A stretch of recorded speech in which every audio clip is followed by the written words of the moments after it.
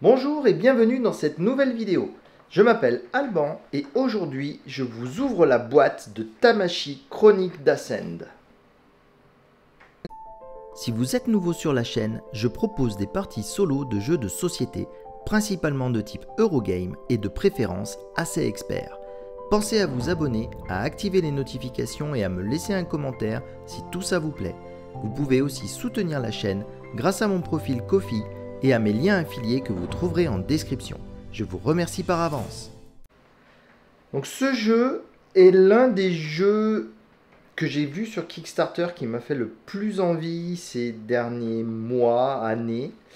Et comme j'étais assez frileux avec ces histoires de Kickstarter, de on paye maintenant, mais le jeu on l'a dans 1 an, 2 ans, 10 ans, j'étais pas sûr d'avoir encore envie d'y jouer, donc j'ai pas tenté l'aventure, d'autant plus que c'est un Awoken Realms. Et j'avais eu l'expérience de Tainted Grail. Alors j'avais pas fait le Kickstarter sur Tainted Grail, mais j'avais vu sur les réseaux sociaux tous les gens qui se plaignaient que ça faisait des mois et des années qu'ils attendaient leur jeu et qu'il arrivait en boutique avant le machin. Enfin bon, ça... Bref, ça m'avait refroidi, ça m'avait fait peur. Du coup, je ne l'ai pas fait, le Kickstarter de ce truc-là, mais heureusement, il y a certaines boutiques françaises qui, eux, l'ont fait. Et du coup, c'est cette édition-là que j'ai récupérée. Donc, c'est le Core Pledge que j'ai pu me procurer auprès d'une boutique. Et donc, du coup, je vais vous ouvrir ce Core Pledge et vous montrer ce que contient ce jeu. Alors déjà, ce jeu-là m'attirait parce que l'univers graphique est quand même assez incroyable. Cette espèce de mélange de cyberpunk, de Japon traditionnel et tout ça, c'est vraiment génial. Un autre truc que je trouve fantastique, visuellement parlant, c'est l'esthétique de la boîte avec cette petite tranchée qu'ils ont fait le long là. Je trouve ça vraiment excellent. Ça apporte un petit charme particulier à l'emballage et puis surtout ça le distingue des autres. Mais bon, vous vous en fichez de ça. Ce que vous voulez voir, c'est ce qu'il y a dedans. Voilà ce qu'il y a dedans. Plein de bazar. Alors je vous ai rapidement parlé du thème du jeu, l'histoire truc cyberpunk. Mais sur la mécanique du jeu, c'est un peu du backbuilding. Donc on récupère des jetons qu'on met dans un petit sachet, un bag. Et du coup, on va les tirer depuis notre sachet pour pouvoir les jouer. Donc déjà, les petits sacs qu'ils ont mis, ils sont en tissu tout doux. C'est vachement mieux que ce qu'ils ont fait sur les châteaux de Bourgogne. Où là, les sacs s'abîment, je trouve. Ils ont fait leur simili-cuir là qui est pas agréable. Alors que là, c'est vraiment chouette. Du coup, il y a des jolis dessins des deux côtés. Donc il y a un joueur bleu, un joueur orange. Avec de super illustrations à chaque fois. Vous commencez à me connaître, moi j'aime bien quand c'est joli. Un joueur vert avec encore des super trucs, et un joueur jaune. Donc ça va se jouer jusqu'à 4. Bon, moi bien sûr je vais jouer en solo comme d'habitude, mais ça quand même c'est un truc que je pense tester avec les copains. Alors après on tombe sur ce truc là. Je sais pas s'ils se sont retrouvés en fin de production et qu'ils se sont dit mince, on n'a pas expliqué comment on fait pour démarrer le jeu, vas-y vite on va mettre un petit erratum dedans. Ça m'a refroidi direct quand je suis tombé nez à nez avec ce machin. En plus, on n'y comprend rien. Ils font mise en place initiale et tout ça, mais sans trop comprendre. Donc, il faut lire les règles avant de lire ce machin-là là, pour y comprendre quelque chose. Bon, après, les règles sont pas hyper compliquées. Vous verrez pendant la partie. Ça se passe quand même très très bien. Et donc, comme je vous ai dit, c'est une édition Kickstarter, donc le Core Pledge. Et il y avait en stretch goal ce petit supplément. Les pages perdues, donc qui sont des scénarios supplémentaires. Et donc du coup, on a le petit livret de règles qui va bien pour ce petit module supplémentaire. Ensuite, on arrive sur une notice magnifique. Donc ça, c'est comme tous les jeux Awoken Realms. Elle est au même format, là, ce grand format carré. Je suis pas fan du format. Pour un jeu comme celui-ci, qui est relativement simple niveau règles, ça fait un gros papier à manipuler pour se référer à quelque chose rapidement. C'est un peu relou, mais bon, c'est quand même magnifique. Le traitement d'image à l'intérieur est vraiment de très bonne qualité et la qualité du papier est aussi très bonne. Ensuite, on va arriver sur les plateaux de boss. Alors les plateaux de boss, dans l'édition normale, si je ne m'abuse, il n'y en a que 2. peut-être même qu'un. Non, il doit y en avoir 2. Et donc les pages perdues en rajoutent quelques-uns. Ou alors c'est le fait que ce soit le Kickstarter, enfin, j'en sais rien. En tout cas, voilà, moi j'en ai 5 avec l'édition que j'ai eue. Et donc les boss, je vous expliquerai pas tout de suite comment ça fonctionne, parce que je ne suis pas arrivé jusque-là. Vous allez voir, c'est un jeu à scénario, mais un peu particulier, parce qu'on ne fait pas une campagne, on joue les scénarios dans l'ordre de notre choix. Et ils sont pas forcément de plus en plus compliqués, je ne sais pas exactement comment c'est géré. Mais pour arriver à un boss, par contre, ce que je sais, c'est qu'il faut avoir joué une dizaine de scénarios avant d'avoir accès au boss en question. Donc il y a quand même un petit fond d'histoire, un petit fond de campagne que je n'ai pas encore terminé. Ensuite, on va arriver sur de magnifiques plateaux joueurs. Ça, c'est vraiment cool, ils sont super épais. Donc des plateaux en double couche pour pouvoir mettre tout un tas de choses. Donc vous avez un compteur de vie ici où on va déplacer un cube pour connaître notre vitalité. On a des cubes de relance, enfin un cube de relance qui va permettre de monter sur cette piste, un cube d'énergie sur celle-ci, un cube de bouclier ici et un cube d'apprentissage là. Et on a un truc qui est vachement pas mal, je trouve. En fait, on va jouer des personnages qui peuvent infiltrer le corps. J'ai pas bien compris si c'était le corps d'un autre humain ou si c'était un robot à forme humaine. Mais quand on le fait, on va laisser une trace derrière nous, comme une trace réseau. Et du coup, on va faire monter ce truc-là. Et au fur et à mesure que ça va monter, il y a des ennemis qui vont débarquer, qui nous auront trouvés. Donc ça fait très espèce de jeu cyberpunk, hacker et tout ça. J'ai trouvé ça vraiment super original, super sympa à jouer. Et donc on a un plateau par couleur, bien entendu, avec un corps de départ. Donc c'est dans ce corps-ci qu'on va être incarné au début de la partie. Et vous allez voir, il y a d'autres corps disponibles, on va pouvoir en changer. Une chose à savoir dans ce jeu, c'est que d'une partie à l'autre, on recommence de zéro, tout le temps. Donc on ne sauvegarde pas les choses, il n'y a pas de campagne, comme je vous ai dit précédemment. On fait les scénarios, on débloque des choses au cours de ces scénarios, de nouveaux ennemis, de nouveaux corps, de nouveaux événements. Et j'ai la pluie qui arrive, donc ça va faire style Blade Runner, ma vidéo, ça va être trop bien. Et donc voilà, donc chaque fois qu'on redémarre, on va démarrer avec ce corps de base. Donc c'est pas le même pour tous les joueurs, mais vous voyez, il y en a quand même que 2 qui sont utilisés en général. Et donc à partir de ce corps de base, il va falloir le faire évoluer au sein de cette partie-là, arriver à devenir plus puissant pour arriver à faire arriver à gagner le scénario. Parlant de scénario, ils sont là, c'est ces tout petits carnets de rien du tout. Donc là, ce sont... Je vérifie, je sais plus. Non, c'est pas... Ça doit être ceux de l'extension. Attendez, je vais essayer de vous trouver ceux que je suis en train de jouer actuellement. Hop. On a quand même deux petites fiches de suivi. Donc ça, ce sont les pages perdues. Donc là, quand on va faire les scénarios, vous voyez, on pourra cocher au fur et à mesure les missions qu'on a réussies. Et donc là, ça a juste différentes fins possibles et tout ça. Donc on peut cocher celles qu'on a atteintes. Et donc ça, par contre, c'est le jeu principal, la boîte de base. Et là, vous voyez, Ascend Final. Donc ça, c'est là où on va rencontrer un boss. Mais ils expliquent bien, avant de pouvoir faire ce truc-là, on ne peut le jouer que si on a coché au moins une case par scénario précédent. Je pense que c'est histoire qu'on ait bien les règles en tête et qu'on sache bien jouer avant de s'affronter à un boss qui doit certainement picoter. Donc ça, c'est la petite fiche de suivi. Alors moi, comme je suis maniaque, je n'écris rien sur ces fiches-là. Je l'ai en PDF et du coup, c'est sur informatique que je coche les différentes réussites que je fais. Et du coup, j'arrive enfin à ce que je voulais vous montrer, les petits scénarios. Donc vous voyez, il y a cette petite épaisseur là, c'est des toutes petites fiches. Donc j'en suis à celui-ci. Vous allez me dire, ouais super, c'est celui qui est juste après le prologue. Mais encore une fois, on peut les faire dans n'importe quel ordre. Je ne l'ai pas gagné celui-ci. Et vous voyez, donc c'est une toute petite fiche qui vous explique la mise en place, qui va vous indiquer les ennemis qu'on va mettre dans la partie, qui va vous expliquer les différents paquets d'augmentation qu'on peut avoir. C'est très matrice et tout ça, la Matrix. C'est vraiment super cool. Et les cartes de scénario. Cartes de scénario qui sont très importantes. Parce que du coup, ça va vraiment nous raconter une histoire.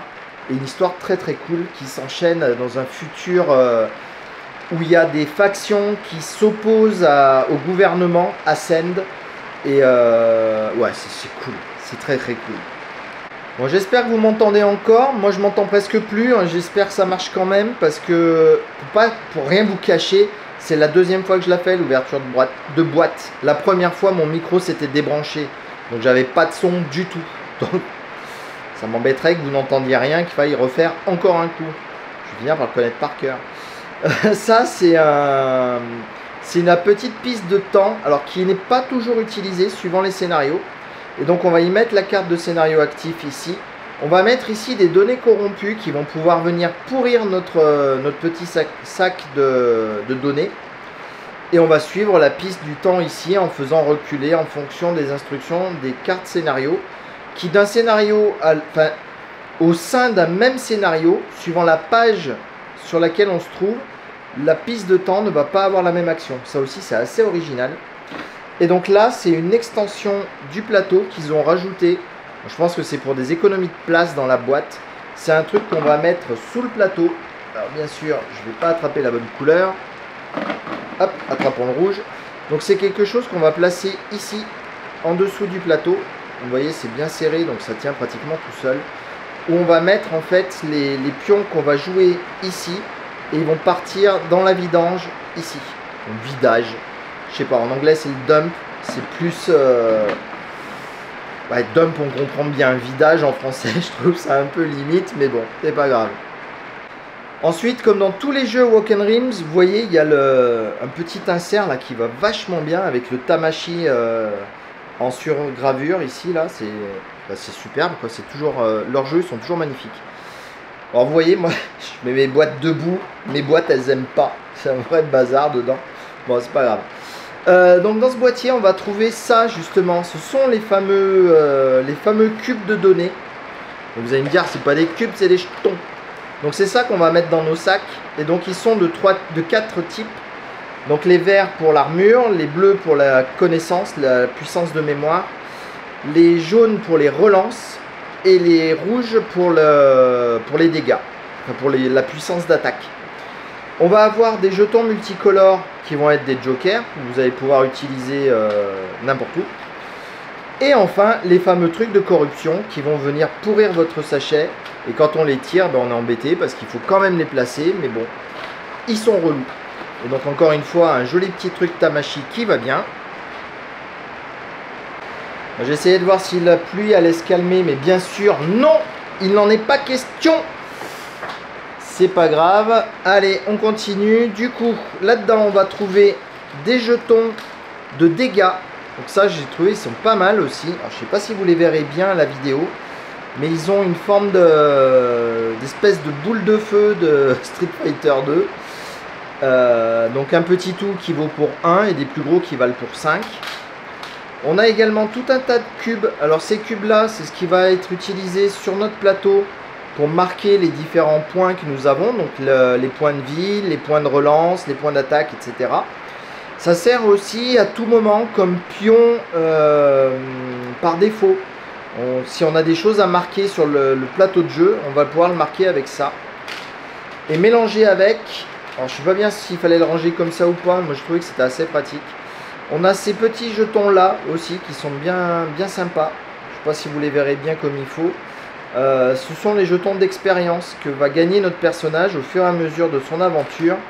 Et encore une fois, il ne la garde pas d'une mission à l'autre. L'expérience est perdue. Ça sert juste à apprendre de nouvelles compétences en cours de partie. On a également des petits jetons comme ça pour faire tenir les standees. Parce que moi c'est l'édition de base, enfin la plus petite édition du coup. Donc il n'y a pas de figurine, c'est juste avec des petits supports comme ça en carton. Mais bon, c'est suffisant, je dirais. Puis ça m'évite bien de les peindre. On a également des petits jetons comme ça. Alors ceux-là ils sont rigolos. Je vais essayer d'attraper. Là je vais prendre le rouge du coup. Hop. Je vais vous montrer sur la fiche. Donc ça symbolise les points de vie. Donc en fait, quand on commence la partie, on commence à 5. Et du coup, on va avoir un cube qui va se placer ici. Donc là, le joueur rouge a 5 points de vie. Et à chaque fois qu'il va subir des attaques, des dégâts, on va faire descendre ses points de vie. Mais à tout moment, il y a certaines cartes qui vont permettre de nous faire augmenter notre niveau de points de vie. Peut-être qu'il va se retrouver à 7. Et quand il se retrouve à 7, bah, s'il était à 1, déjà il va reprendre 2 points de vie. Ça fait toujours du bien. Mais en plus, quand on tombe à 0 point de vie, on n'est pas mort. La partie n'est pas finie. On va se réincarner dans un nouveau corps ou dans le même. Ça dépend d'un jet de dés. Et on va repartir avec tous nos points de vie. Et du coup, ce truc-là est variable. Le 5 de départ n'est pas forcément le 5 actuel. J'ai trouvé ça sympa comme façon de le modéliser. C'est bien cool. Hop, vas-y, mets fait n'importe quoi. C'est pas grave. Ensuite, là, on a des petites chouettes. Donc ça, c'est pareil. C'était un truc, je m'attendais pas à ce qu'il y soit. C'était un bonus de précommande. Et c'est ce mec-là. C'est l'homme au hibou. Pardon. Et du coup, il y a trois hiboux avec lui. Alors, je vous dirai pas comment il fonctionne parce que je m'en suis pas occupé pour l'instant. Je sais pas du tout. C'est la seule figurine que j'ai. Et vous voyez, il y a ce petit, tout petit livret là pour expliquer. Bah voilà, c'est l'homme hibou et il y a ça dedans. Mais après, niveau jeu, je saurais pas vous dire. Pas tout de suite en tout cas. Bon, reprenons les trucs qui traînent là-dedans. Ça, ce sont des jetons d'exploration. Quand on va faire les missions, on va placer des jetons comme ça sur cette face-ci, sur la carte du jeu. Et quand on va atteindre une nouvelle zone, on va le retourner et ça va nous permettre de bénéficier d'un bonus, celui qui est marqué de l'autre côté. Donc les bonus, bah, ça va être d'augmenter notre mémoire, augmenter notre bouclier, augmenter notre puissance d'attaque, etc., etc. Et certains, il faut augmenter aussi l'expérience. D'autres vous permettent de récupérer un nouveau jeton de la couleur de votre choix, etc., etc. Ensuite, on a des dés, plein de dés, parce que les combats se font avec des dés. Donc ce sont les dés joueurs, c'est des bleus. Donc ils ont 3 choses possibles sur leur face. Ils ont une touche simple, ils ont un échec, ou ils ont une touche critique. Et ces dés de combat peuvent être utilisés dans d'autres circonstances. Ils sont par exemple utilisés lorsque la trace monte trop haute. Donc quand vous avez fait trop de charivari dans le réseau, il va falloir lancer ces dés. Et si on tombe sur des succès, on va rajouter des ennemis. Et du coup, les ennemis, eux, ils jouent avec ceci de dés. Alors vous allez me dire, ils ont tous la même tronche, mais pas tout à fait. Donc il y a ce dé-ci qui a des numéros dessus, pour savoir quels ennemis vont attaquer, si c'est le numéro 1, si c'est les 2 premiers, si ce sont les 3 premiers, ou si ce sont rien du tout. Ça c'est cool quand c'est rien du tout. Et ça c'est le type d'attaque qu'ils vont fournir. Donc s'ils vont faire une attaque simple, ou une attaque complexe. Et les attaques complexes en général, elles picotent beaucoup plus que les attaques simples. Ensuite on a ces jetons qui vont nous spécialiser au début de la partie. Donc vous voyez sur votre plateau, vous avez ce donné essentiel. Donc en fait, là, comme c'est le rouge, on va le prendre, on va lui mettre le donné essentiel rouge. Donc il y a certaines attaques qui demandent de faire des formes avec ce symbole étoilé. Du coup, ce symbole étoilé est remplacé par la valeur qu'il y a ici, la couleur qu'il y a ici. Et en cours de partie, vous pouvez être amené à changer. Donc peut-être que le rouge, il va devenir jaune, ou bleu, ou vert. Donc ça, c'est à vous de le gérer. Et c'est pas parce que vous commencez avec le personnage rouge que vous allez avoir l'attaque comme force principale jusqu'à la fin de la partie. Ça aussi c'est bien cool. Ensuite on trouve tout un tas de petits jetons comme ça. Donc ceux-ci ils vont servir ici. Vous voyez il y a le jeton qui va avec. Donc on va bloquer ces zones là en fait. Et au fur et à mesure de la partie on va pouvoir les débloquer. Et ça va nous permettre de faire des symboles plus grands. Parce qu'on va poser des jetons ici pour pouvoir créer les différents symboles d'attaque ou d'autres choses qu'on souhaite réaliser. Et donc ça, en début de partie, ça nous bloque 4 emplacements. Et il va falloir essayer de les retirer pour pouvoir faire des choses plus puissantes. Donc on a ceci aussi qui sont relativement standards. Donc ça, ce sont des jetons qu'on va poser quand on réalise un objectif. Donc c'est générique, puisque les objectifs, il y en a de plusieurs sortes. Et ceci... c'est le symbole d'Ascend, les méchants. Et c'est de la même façon que les jetons de victoire comme ceci. On peut être amené à les placer dans certaines conditions. Alors j'ai pas vu de mission encore où c'était catastrophique d'avoir des jetons comme ça. Mais c'est vraiment pour pour savoir où on en est de la progression dans la mission. On a également ces jetons que je trouve très marrants. Ceux-ci, ce sont les jetons dés, ils les appellent. Il y a les mêmes faces dessus que sur les dés bleus. Et en fait, plutôt que de nous faire lancer des dés, sur certaines missions, ils nous font poser ces jetons en face cachée.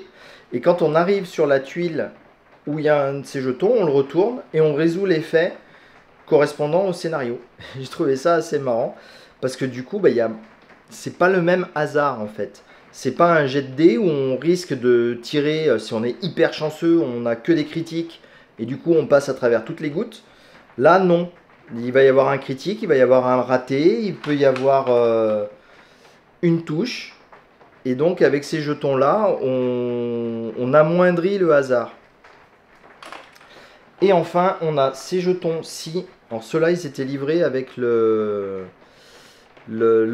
au hibou, si je vous dis pas de bêtises. Si je vous dis peut-être une bêtise. Je sais plus, mais ceux-là, je m'en suis jamais servi encore. Donc ah non, ceux-là, ce sont ceux des pages perdues. Parce que les scénarios de pages perdues apportent aussi quelques outils supplémentaires, quelques accessoires supplémentaires dans la boîte. Donc ça en fait partie. Donc ça, c'est la mini extension qui est avec le jeu. Ensuite, on va avoir tout un tas de standees. Donc, je ne vais pas tous vous les sortir, hein, vous comprenez le principe, mais vous voyez les illustrations comme elles sont très très très cool. Donc ça va représenter soit les corps qu'on va posséder, soit les boss. Ça, c'est un boss, un méchant boss. Voilà, ou alors les ennemis qui vont être sur le plateau. Il y a tout plein de... Enfin, vous voyez, ils sont très très nombreux. Je ne sais pas combien il y en a. Une bonne trentaine. Et donc ça, on va les voir au fur et à mesure de la partie. Suivant les personnages qu'on va incarner. Celle-là, elle est pas mal, là, avec son gros sabre. Et voilà. Donc ce sera avec des standees et pas avec des figurines quand je vous ferai la partie solo. Ensuite, on va attaquer un petit peu le dur du jeu. Comme vous pouvez le voir, il y a 2-3 cartes. Alors, les petites cartes, ce sont des cartes d'amélioration. Alors, les cartes d'amélioration, je vais essayer de ne pas les mélanger parce qu'il ne faut pas les mélanger. Donc, ces cartes-ci, vous voyez, à chaque fois, il va y avoir un petit texte dessus qui va vous expliquer quel type d'amélioration vous avez le droit. Et en fonction de ce que vous aurez récupéré dans votre aire de jeu, vous pourrez ou pas effectuer ces différentes améliorations. Donc ça, je vous l'expliquerai plus en détail quand on commencera à jouer. Et elles sont par type de personnage. Donc c'est-à-dire que celui-ci, ça va avec le joueur bleu, c'est le chuchoteur.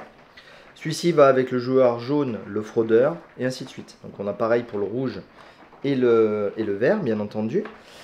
Et en plus de ça, on va avoir les cartes de faction. J'essaie de les attraper, voilà. Et donc les factions, il y en a 4 également. Il y a les Spartiates, il y a les chercheurs, et puis 2 autres, je ne sais plus les noms. Et pareil, ils vont avoir ces cartes d'amélioration. Et vous voyez par exemple, si on a cette carte-ci, la trousse de secours d'urgence, on va pouvoir la déclencher si on arrive à mettre un jeton vert et le jeton de notre couleur principale côte à côte. Et là, on peut lancer ce pouvoir-là, et du coup, ça va faire ce qui est écrit en dessous. Un joueur de votre choix sur votre tuile district actuelle ou sur une tuile adjacente récupère un point de vie. Voilà, il y a le coup ici qui est en termes de mémoire, où il va falloir dépenser 2 mémoires pour pouvoir l'activer, et ainsi de suite. Mais ça, bien entendu, j'expliquerai bien en détail pendant la partie. Alors ensuite, j'espère que je ne vais pas faire une bêtise. Je vais laisser mon doigt là-dedans. Vous voyez, il y a plein de cartes comme ça, là. Événements verrouillés, pardon. Des séparateurs comme ça. Donc il y en a un ici, il y en a un là, et il y en a un là. Donc ceux-là, vous ne les verrez pas de face. Je ne vais pas tenir la boîte tout le temps. Mais ça va séparer les cartes auxquelles on a accès de toutes les cartes qu'on va débloquer pendant les scénarios. Donc vous voyez déjà les petites cartes, il y a tout ça à débloquer. Et les grosses cartes, il y a tout ça à débloquer. Et même les districts, vous ne savez pas encore ce que c'est les districts, il y a encore tout ça. Du coup, je ne vais pas vous laisser dans le flou trop longtemps. Les districts, ce sont en fait le plateau de jeu. Donc c'est là-dessus qu'on va se déplacer. Les plateaux vont être constitués de cette façon-ci. On va placer les districts côte à côte. Donc il y a certaines missions où ils vont être à l'inconnu. On ne va pas savoir ce qui s'y cache dans le district avant d'y arriver. Et une fois qu'on y est arrivé, il va y avoir des choses à faire dessus. Il va y avoir des coûts de traces à payer si on y arrive dessus ou si on en réchappe. Enfin, si on en sort. Non, pardon. Je recommence, je dis n'importe quoi. On a un coup de trace quand on y arrive et un coup de trace si on reste sur la tuile d'un tour à l'autre. Et donc ça, vous le verrez au cours de la partie. Et donc tous les districts sont numérotés. Vous voyez, celui-ci, c'est le numéro 1. Et j'essaye de les ranger dans l'ordre. 1, 2, 3 jusqu'à 25, je crois. Et chacune des cartes missions, je l'ai enterrée. Je vais pas pouvoir vous montrer. Si. Après moult efforts et une petite pause de caméra. Donc vous voyez, il y a le schéma ici. Donc il me dit que le district 1 est visible, le 5 aussi, le 6 aussi. Et tout ce cheminement là, il faudra que je le fasse avec des districts tirés au hasard qui vont construire une carte changeante à chaque partie. Et plus on a avancé dans la partie, enfin plus on a fait de missions, plus on va avoir de districts à notre disposition et plus il va y avoir de variété dans nos missions. Ça c'est quand même un aspect qui est vachement cool. Plus on joue et plus c'est varié, c'est vraiment top. Alors ensuite, je vais essayer de m'attaquer aux grosses cartes. Elles vont être un peu reloues à sortir. Alors, les cartes qui sont devant, ce sont les cartes d'aide de jeu que j'ai mis. Donc l'ordre du tour, la phase de combat et les schémas de base. Donc c'est 3 cartes par joueur qui sont hyper pratiques. L'ordre du tour, il suffit d'avoir cette carte-ci quand on commence à apprendre à jouer et on suit les phases. C'est hyper simple. Il n'y a pas besoin d'aller très loin dans les règles. On a tout ce qu'il faut écrit là-dessus. On se refaire un petit peu dans les règles pour les points de détail, mais franchement, cette carte d'aide là, elle est top. La phase de combat, elle est aussi bien pratique, mais vous allez voir, c'est hyper simple. Il y a plein de trucs écrits, mais en fait, c'est super simple à faire. Et les schémas de base, donc c'est les schémas qu'on va pouvoir construire sur notre plateau de... Ah, j'ai oublié le nom. Mais sur votre plateau joueur, sur la grille, hop, bien par là. Donc sur cette grille-là, on va pouvoir placer les... Donc si on place 3 verts, on va gagner un bonus de défense, 3 bleus, un bonus de mémoire, etc. etc. Vous comprenez le principe. Ensuite, tout ce paquet de cartes, ce sont des cartes de scénario. Alors, je vais essayer de vous montrer comment ça se passe. Donc, on a un numéro ici qui va nous signaler quel scénario on est en train de jouer. Donc, celui-ci, c'est le prologue. Les A, ce sont le prologue. Et donc, on a une petite phase de... Excusez-moi. On a une petite phase de scénario pour nous expliquer dans quelle ambiance on se retrouve. On a des effets immédiats qu'il va falloir préparer. Donc par exemple, regardez, là on a la piste de temps qu'on va régler sur 6 moins le nombre de joueurs. Donc la piste de temps, c'est hop, ce truc là dont je vous ai parlé tout à l'heure. Donc quand on fait le premier scénario, on va le régler à 6 moins 1. Donc on le met à 5. Et ensuite on suit les trucs et on retourne la carte. Et du coup cette carte-ci, si on prend cet exemple là, on va la placer ici. Et elle va nous donner le but de la mission en cours, enfin le but de la carte de scénario en cours, des règles spéciales s'il y a besoin, et puis ce qui se passe quand on arrive en fin de tour. Donc, vous verrez tout ça pendant la partie, bien entendu. Et donc ça, vous voyez, les missions sont toutes sur ce principe-là. Donc quand on a fini la première carte de scénario, on passe à la deuxième, et ainsi de suite, jusqu'à ce qu'on ait résolu toute la mission qui nous a été confiée. Et vous voyez, il y a un peu de quoi faire. D'autant plus que, rappelez-vous, les fins sont multiples à chaque mission. Et vous avez vu, je suis plus en mode Blade Runner. Il n'y a plus de pluie, presque plus. Donc là, on a des cartes de protocole d'apprentissage. Alors ça aussi, c'est un truc un peu particulier. C'est des espèces de succès, comme dans les jeux vidéo, qu'on essaye d'accomplir. Alors on va en tirer qu'une seule en début de partie. Et quand on arrive à les accomplir, on va récupérer des bonus supplémentaires. Et il faut les faire dans l'ordre. Par exemple, si on prend celui-ci, il faut lancer un schéma de base rouge. Donc il faut avoir 3 rouges alignés, l'exécuter. Et du coup, on gagne 2 énergies. Ça, c'est sympa. Et une fois qu'on a fait ça, on peut passer au deuxième, où il faut jeter au moins 5 dés lors d'un jet d'attaque. Si on y arrive, on gagne 2 XP. Ça, c'est cool. Donc ces deux-là, en général, ils sont relativement simples à réaliser. Et le troisième, par contre, en général, c'est hyper dur. Donc il faut atteindre la dernière case de la piste trace. Ça, c'est pas dur. Ça pique, mais c'est pas dur. Et du coup, on va pouvoir infliger des dégâts et tout ça. Donc c'est, je trouve ça marrant, de cette espèce d'objectif secondaire qu'on va se donner pour arriver à débloquer des choses et nous faciliter la vie pendant la mission. Ensuite, on va avoir tout ça de cartes. Alors ça, je m'en suis pas servi encore, mais je pense que quand je ferai la vidéo, je vais m'en servir. Ce sont des générateurs de scénarios. J'ai aucune idée de comment ça fonctionne. Mais vous voyez, il y en a un sacré paquet. Il y a moyen de jouer un temps fou avec ces générateurs de scénarios. Alors il y a différents modes de jeu, hein, bien sûr. Il y a du joueur contre joueur, donc ça, je n'en ferai pas. Mais bon, voilà. Sachez qu'il existe ce système de génération de niveaux. Donc un truc généré aléatoirement, qui va pas avoir de scénario, je pense pas. Donc je pense que je ferai, pour pas vous spoiler les scénarios, ça sera plus sympa pour vous.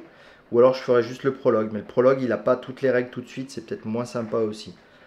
Je verrai, j'ai le temps d'y réfléchir. Ensuite, on va avoir, je pense, les cartes corps. J'essaie juste de les attraper. Voilà, c'est ça. Donc, quand on joue en solo, on a un copain avec nous, c'est le bot. Donc, c'est une duplication de notre personnage qui va réagir un peu comme un humain et qui va pouvoir exécuter des actions aussi en fonction de son niveau de batterie. Donc là, il va falloir surveiller qu'il ait suffisamment d'actions disponibles quand on veut se servir de lui. Et ça, c'est une carte particulière. Et le gros des cartes, ce sont celles-ci. Donc là, ce sont que des cartes corps et ça vous donne une idée du type de nouveaux personnages qu'on peut obtenir. Donc par exemple, si on a réussi à obtenir le visionnaire, on va récupérer sur notre plateau la carte du visionnaire qui va venir se placer ici. Et immédiatement, on va changer notre niveau d'attaque, on va changer notre niveau de programmation et tout ce qui s'ensuit. Donc il va falloir... Donc ces cartes-là sont tirées au hasard en début de mission.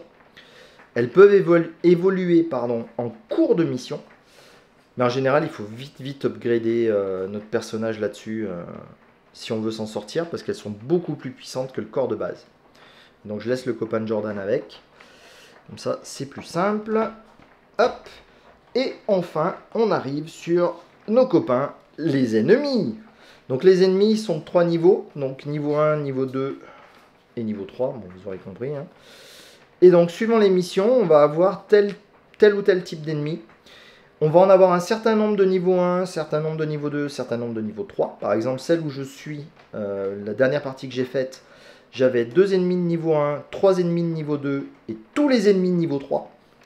Je peux vous dire que j'ai galéré. Voilà. Donc, ces cartes ennemies, elles sont toutes présentées de la même façon. Moi, je suis dingue des illustrations. Le design général de ce jeu, je trouve ça magnifique. Et donc, vous voyez, ils vont avoir un certain nombre de points de vie. Ça, c'est leur attaque normale, pardon, qui vont nous faire perdre 2 points de vie s'ils l'exécutent, le Zoé. Et leur attaque critique, qui fait également perdre 2 points de vie. Alors, vous allez me dire, oh, c'est pas très critique. Bah, ça, c'est parce que c'est des niveaux. Hein.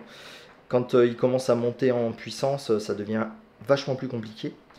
Et du coup, ils ont des faiblesses également qu'on peut exploiter. Donc vous voyez là, si on fait notre énergie principale et un bleu, on va pouvoir lui infliger autant de dégâts que le double de mémoire qu'on a actuellement. Et donc c'est en jonglant avec tous ces trucs-là qu'on va pouvoir mettre à mal nos adversaires. Ça, vous le verrez pendant la partie, bien entendu. Et du coup, bah là, on a la partie des cartes qu'il ne faut pas regarder. Donc je ne vais pas vous les montrer. Je peux juste vous montrer qu'il y a un paquet que je n'ai pas encore défait. Hop, donc voilà, on a ce truc-là, élément verrouillé, recto verso. Donc on n'y touche pas, tant que le scénario ne nous a pas félicité. Il nous dit, bah c'est bien les gars, vous avez réussi, félicitations.